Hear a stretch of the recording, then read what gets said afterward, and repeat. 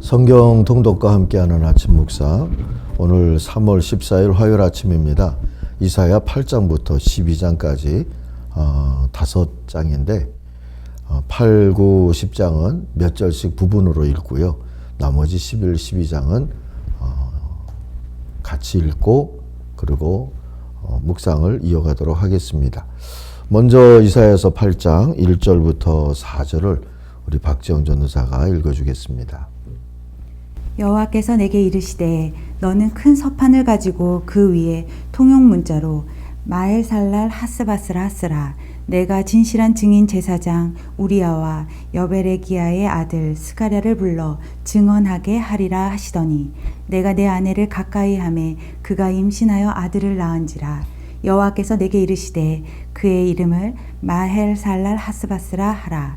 이는 이 아이가 내 아빠 내 엄마를 부를 줄 알기 전에 다메섹의 제물과 사마리아의 노략물이 아수르 왕 앞에 옮겨질 것임이라 하시니라. 아멘.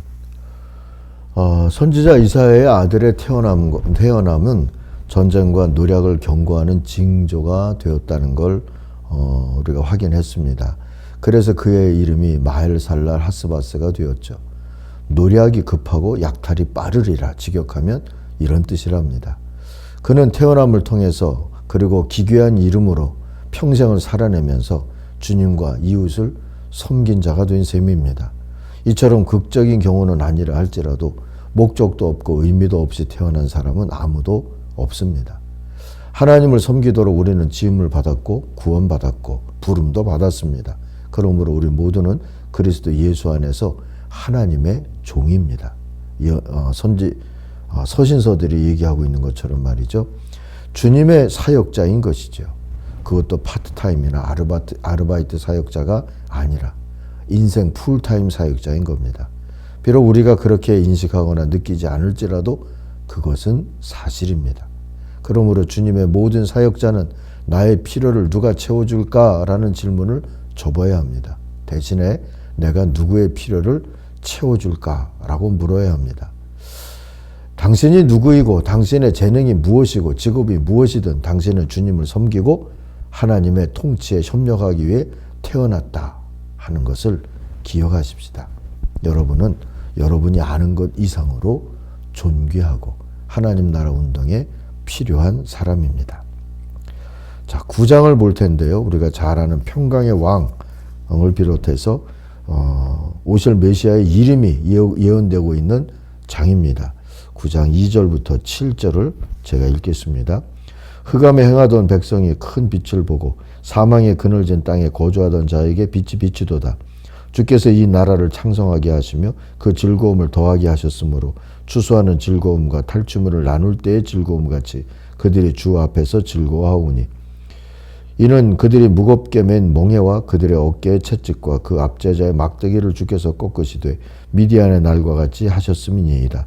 어지러이 싸우는 군인들의 신과 피 묻은 겉옷이 불에 섭같이 살라지리니 이는 한 아기가 우리에게 낳고 한 아들을 우리에게 주신 바 되었는데 그의 어깨에는 정사를 메었고 그의 이름은 기묘자라 모사라 전능하신 하나님이라 영존하시는 아버지라 평강의 왕이라 할 것임이라. 그 정사와 평강의 더함이 무궁하며 또 다윗의 왕자와 그의 나라에 군림하여 그 나라를 굳게 세우고 지금 이후로 영원히 정의와 공의로 그것을 보존하실 것이라. 만군의 여호와의 열심히 이를 이루리라. 아멘. 한 아기가 우리를 위해서 태어났다. 우리가 한 아들을 모셨다. 그는 우리의 통치자가 될 것이다. 그의 이름은 놀라운 좋은 자, 전능하신 하나님, 영존하시는 아버지, 평화의 왕이라 불릴 것이다. 그의 왕권은 점점 더 커지고 나라의 평화도 끝없이 이어질 것이다. 사랑하는 청가자 여러분, 이것이 이사야가 예언해 주온 메시아 시대의 예언입니다. 이 예언은 이루어졌고 지금도 이어지고 있으며 주님이 다시 오실 때 완성될 줄로 믿습니다. 우리는 모두 그분의 백성으로 오늘도 살고 있습니다. 이것이 우리가 세상에서 소금이고 빛으로 살 소망이 되는 이유입니다. 오늘도 그 소망을 가지고 살아갈 수 있기를 바랍니다.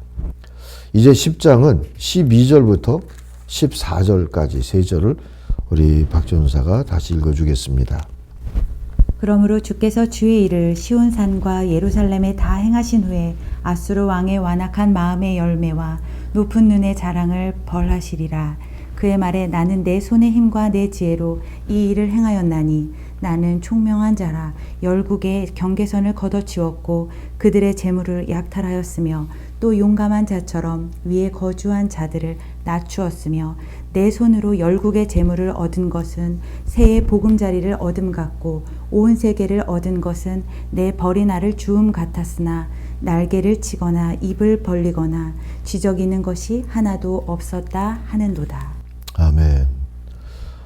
우리가 보았던 그 8장에서는 마을살랄 하스바스라고 하는 이사야의 아들의 이름이 곧 닥칠 그런 아수르로부터 임하는 침략과 환란, 약탈 같은 것들을 예고를 했죠. 그리고 9장에서는 그러나 하나님의 섭리는 더 멀리 메시아의 때를 바라보게 하시는 그런 하나님의 은혜를 얘기를 했었어요. 이 10장에 들어서는 이제 아수르가 한바탕 휘젓고 간 뒤다 이렇게 생각하시면 좋을 것 같아요. 그래서 하나님이 사용하신 일꾼의 범위가 하나님이 실망하셨다 할 수 있는 유대를 비롯해서 앞으로 올 메시아 그리고 당장은 쓰임받았지만 그의 교만으로 인하여서 또 책망도 받게 되는 그런 아수르까지 주님의 일꾼의 범위가 다양하게 확장되어 있는 모습을 볼 수가 있어요. 오늘 우리가 읽은 이 10장 내용은 아수르를 향한 그런 하나님의 또 다른 책망인데요. 주님의 일꾼으로 산다는 것에 대해서 그래서 또 한번 생각하게 해주는 내용입니다. 주님의 일꾼으로 산다는 건 기대되는 일이고 자신의 가치를 긍정할 수 있는 복된 부름입니다. 그러므로 일꾼들은 늘 구해야 하죠. 나를 일꾼으로 삼으시고 은사와 마음, 능력과 성격 그리고 경험을 주신 우리 주 하나님의 뜻을 헤아려서 순종하는 겸손함 말입니다. 아수르는 겸손을 구하는데 실패했습니다. 자신을 심판의 일꾼으로 세우신 하나님의 본뜻과는 달리 허다한 나라들을 파괴하고 멸절하기를 즐겼다. 7절에 그렇게 표현되어 있습니다. 자신의 승리로 인해서 교만과 오만 불선함에 빠져버렸죠. 우리가 읽었던 12절을 다시 보세요. 그러므로 주께서 주의 이 일을 행하신 후에 아수르 왕의 완악한 마음의 열매와 높은 눈의 자랑을 멸하셨다 했습니다. 사랑하는 시청자 여러분, 언제 어떤 모습으로 쓰임받더라도 반드시 필요한 건 겸손이라는 것. 오늘도 잊지 마십시다. 자, 11장, 12장은 이제 전체를 다 읽고 오늘 묵상을 마무리하겠습니다. 이새의 줄기에서 한 싹이 나며 그 뿌리에서 한 가지가 나서 결실할 것이요. 그의 위에 여호와의 영, 곧 지혜와 총명의 영이요 모략과 재능의 영이요 지식과 여호와를 경외하는 영이 강림하시리니 그가 여호와를 경외함으로 즐거움을 삼을 것이며 그의 눈에 보이는 대로 심판하지 아니하며 그의 귀에 들리는 대로 판단하지 아니하며 공의로 가난한 자를 심판하며 정직으로 세상의 겸손한 자를 판단할 것이며 그의 입에 막대기로 세상을 치며 그의 입술의 기운으로 악인을 죽일 것이며 공의로 그의 허리띠를 삼으며 성실로 그의 몸의 띠를 삼으리라. 그때의 이리가 어린 양과 함께 살며 표범이 어린 염소와 함께 누우며 송아지와 어린 사자와 살찐 짐승이 함께 있어 어린아이에게 끌리며 암소와 곰이 함께 먹으며 그것들의 새끼가 함께 엎드리며 사자가 소처럼 풀을 먹을 것이며 젖먹는 아이가 독사의 구멍에서 장난하며 젖된 어린아이가 독사의 굴에 손을 넣을 것이라. 내 거룩한 산 모든 곳에서 해됨도 없고 상함도 없을 것이니 이는 물이 바다를 덮음같이 여호와를 아는 지식이 세상에 충만할 것임이니라. 그날에 이새의 뿌리에서 한 싹이 나서 만민의 기치로 설 것이요 열방이 그에게로 돌아오리니 그가 거한 곳이 영화로우리라. 그날에 주께서 다시 그의 손을 펴사 그의 남은 백성을 아수르와 애굽과 바드로스와 구스와 엘람과 시날과 하맛과 바다 섬들에서 돌아오게 하실 것이라. 여호와께서 열방을 향하여 기치를 세우시고 이스라엘의 쫓긴 자들을 모으시며 땅 사방에서 유다의 흩어진 자들을 모으시리니 에브라임의 질투는 없어지고 유다를 괴롭게 하던 자들은 끊어지며 에브라임은 유다를 질투하지 아니하며 유다는 에브라임을 괴롭게 하지 아니할 것이요. 그들이 서쪽으로 블레셋 사람의 어깨에 날아앉고 함께 동방 백성을 노력하며 에돔과 모압의 손을 대며 암몬 자손을 자기에게 복종시키리라. 여호와께서 애굽 해만을 말리시고 그의 손을 유브라데 하수 위에 흔들어 뜨거운 바람을 일으켜 그 하수를 쳐 7갈래로 나누어 신을 신고 건너가게 하실 것이라. 그의 남아있는 백성 곧 아수르의 남은 자들을 위하여 큰 길이 있게 하시되 이스라엘이 애굽 땅에서 나오던 날과 같게 하시리라. 그날에 내가 말하기를 여호와여 주께서 전에는 내게 노하셨으나 이제는 주의 진노가 돌아섰고 또 주께서 나를 안위하시오니 내가 주께 감사하겠나이다 할 것이니라. 보라 하나님은 나의 구원이시라. 내가 신뢰하고 두려움이 없으리니 주 여호와는 나의 힘이시며 나의 노래시며 나의 구원이심이라. 그러므로 너희가 기쁨으로 구원의 우물들에서 물을 기르리로다. 그날에 너희가 또 말하기를 여호와께 감사하라. 그의 이름을 부르며 그의 행하심을 만국 중에 선포하며 그의 이름이 높다 하라. 여호와를 찬송할 것은 극히 아름다운 일을 하셨음이니 이를 온 땅에 알게 할지어다. 시온의 주민아 소리 높여 부르라. 이스라엘의 거룩하신 이가 너희 중에서 크심이니라 할 것이니라. 아멘. 11장에서 이 보여주고 있는 평화의 나라의 이상이라고 할까요? 하나님께서 일꾼을 세우셨는데 실패하셨고 실망하셨고 그리고 메시아의 이상을 보여주셨고 또 실망한 일꾼들을 치기 위해서 또 다른 일꾼 아수르를 세워서 역사하셨지만 그들은 또다시 매맞을 존재가 되어버렸잖아요. 하나님께서 우리들로 하여금 다시 온전한 일꾼 메시아를 기다리게 하며 그 메시아가 오셔서 이루실 평화의 나라를 지금 우리가에게 바라보게 해주시는 거죠. 그 11장에서 이 구절이 대표적이죠. 평화의 나라를 그 이상을 보여주는 구절입니다. 이리와 어린 양이 함께 거하고 송아지 어린 사자가 함께 노는 곳, 어린아이가 독사의 굴에 손을 넣어도 상하지 않는 나라, 평화가 가득한 이런 나라, 주님이 꿈꾸시는 나라다 했습니다. 우리도 이런 나라를 꿈꾸십시다. 이 나라 백성은 11장